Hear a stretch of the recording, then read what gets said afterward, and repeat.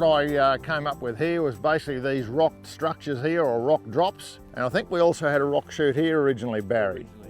And then Barry said to me, how would you feel about putting a dam in here instead of a rock structure? I said, well, that's fine, because it's effectively going to do the same thing. So when and if this dam does fill up, it's going to bywash both sides into those two diversion banks. The diversion banks run away, as Barry said, on a grade of 1 in 300. There's a water spreading structure at the end of each on a broad ridge, a broad area, which means the runoff will spread out and it'll move slowly across the landscape. So the design has been changed, but the change has been quite acceptable.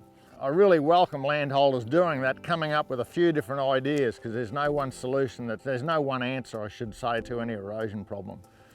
Bob shepherd's a wealth of information. The good thing about Bob, dealing with Bob, there's no one type scenario. He gave a couple of options across. Technical side of water flows and strength of water and speed and shedding of water was a massive input from Bob. Design work. The contour banks was a bit of an eye-opener for us on the way they worked, and they worked fantastic. The banks are quite well built. The channel's grassed up because they're designed to be a grass channel, not a bare earth channel. Once this wall comes up, is to try and put some topsoil back over the wall. So a lot of dams are built, and the last thing that goes on the dam wall is the really hostile material out of the bottom of the pit. It will never ever grow grass. So if you're doing earthworks like building a dam, stockpile some topsoil to the side to start with, build the dam, put the topsoil back over, the bank will grass itself up. But it really enables the dam wall to stabilise and remain stable. To have that direct input at design stage was great, and having the benefit of NQ Dry Tropics guys listening and adapting and coming up with a very easy plan. So it's not a waste of time, and it's not a waste of money. The improvement's immediate. It's fantastic.